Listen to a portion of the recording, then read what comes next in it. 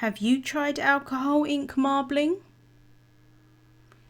In this video, I show you how.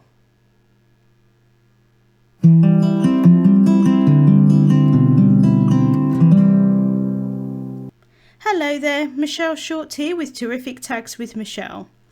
Today I have a card and tag to share with you using alcohol ink marbling. So let's get started. This is a tray of water. There's about an inch of water, cold water, into the tray. And I'm adding some alcohol ink drops into it. So I'm starting off with Ultramarine Alcohol Ink, and as you can see, it kind of just dissipates into the water. The other colours don't do that. I don't know if it was purely just because that was the first colour that I put in, and then once I added the other ones in, the water was kind of a bit thicker. I'm not sure.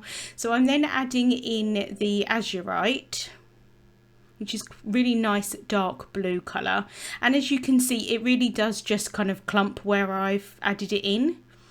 And then I'm going in with Rubellite, which is a really pretty pink colour, and then I'm going to finish off with Razzleberry, which is a really dark pink. I'm just adding a few drops of that in. I'm then just taking a pipette. Anything will work for this. I just didn't want anything that would get too dirty, so I'm just using a pipette because I use that with alcohol inks anyway. And I'm just moving the colours around. I did end up kind of moving them a lot. Later on I sort of change how I do it, but actually I really liked this first piece that I did, and I did end up using it. So what I'm doing is I'm taking a panel of Classic Crest 110 solar white cardstock, and I'm popping that into the water, and the alcohol inks grab onto it. It's a really cool technique. You can use the front or the back with this, which is really fun. And although it's called marbling, in this instance these Altenew alcohol inks tend to kind of clump together a little bit, and you get those kind of textured pieces which almost looks a little bit like granite. It's quite a cool effect. I didn't add any extra alcohol ink to this, and you can see that effect a little bit more. This panel was a bit light for my liking, but it's quite a good way to show you that kind of textury look, which, like I said, I think is quite cool. So this time I'm adding in quite a bit more of the alcohol ink, and I'm just going in with the darker shades, moving that a little bit with the pipette but not a huge amount, and then I'm popping this panel in, and you can see here that it's a little bit darker. Like I said, front and the back is really nice, so you can decide once it dries which one you prefer. And then without adding in any more, I'm going in again, and again this panel is one that I do end up using. But I wanted to see if I could get it any darker, because at the time I thought it was quite light. Once they're dried I realised that actually I quite liked the lighter ones, but I wasn't 100% sure at this point, and I didn't end up moving the alcohol inks for that one, and they just kind of clumped together, which you'll see at the end. But these are all of the panels that have dried. I did leave them to dry overnight for about like almost 24 hours, and because they dried really slowly they didn't really warp too much, which was really helpful. So you can kind of see those little clumps on it. It looks like they're textured, but if they're completely flat, so if you kind of moved your finger over them, it looked like maybe they'd flake off, but there's nothing there to flake off, which, like I said, I think it's a really cool effect. So I want to add something onto my backgrounds that I've made. So I'm stamping some of the flowers from the Wispy Joy Stamp Set. This is one of my favourites. I really love these flowers, and I'm just stamping two of the flowers and also one of the individual leaves, and I'm just using the outlines here. But as you saw, the stamp set, it is a colour layering set, so you can use the outlines on their own, or you can add in the layers on top. For this I'm just using the outlines, and I'm stamping them down onto some vellum translucent paper. So I have prepped my vellum with an anti-static powder tool and removed the excess powder, and now I'm inking up the images with embossing ink. This is a clear sticky ink, so that when I add the embossing powder on top, it's going to stick to it. So just making sure that they're really well inked up, and then I can press that down in the mini MISTI. pressing down quite lightly but firmly at the same time. And then I can remove that panel of vellum, and it's always difficult to see here on camera because it's clear ink, but you can just about see it there. It's got a really nice shine to it. So I'm going to add the embossing powder on top, and I'm using pure white crisp embossing powder. I really love the look of leaves and flowers on vellum with white embossing powder, but I think it would really look nice with metallic embossing powder as well. So I'm just going to heat set those until they're completely melted, but vellum does warp very, very quickly, so I keep moving the heat gun away from the vellum to try and not warp it too much. I also don't want to overheat the powder either. So I can just finish off with this last flower here at the top. And then once that panel had cooled, I'm just using a cloth to wipe away any excess anti-static powder. And then I'm using the Wispy Joy Die Set. I'm just placing the dies over the top of the images, holding them down with some low tack tape, and then I can run that through my die cutting machine. And when I die cut with vellum, I like to die cut on a piece of scrap paper, just so that I don't get any marks from my cutting pads onto the vellum. And then I can just pop those out. I've then got one of my panels here that is completely dry, and I'm just figuring out where I want to cut my tag from. So I'm using the Terrific Tags die set, and I'm using one of the middle size of the tags.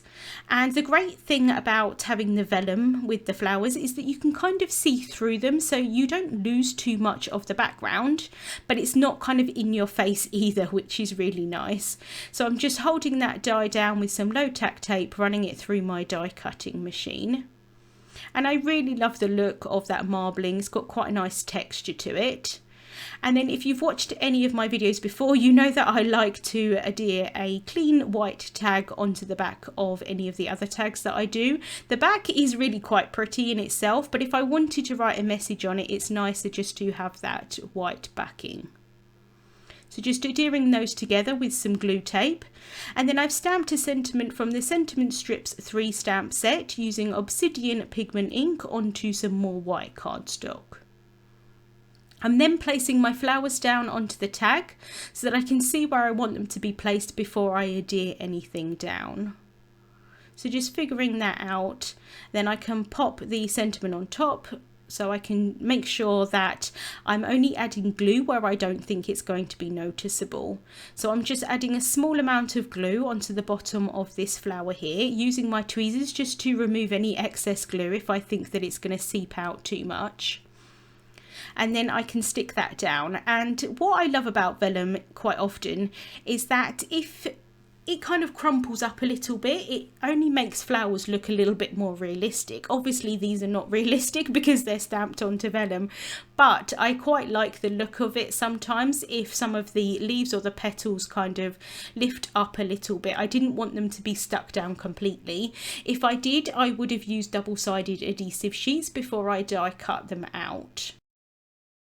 So I'm just adding small dabs of the liquid glue just behind those embossed lines. And that's going to be enough to hold that flower down. Vellum is really quite light, so it doesn't need too much adhesive. So I'm just popping that down. And then I want to add that leaf just underneath.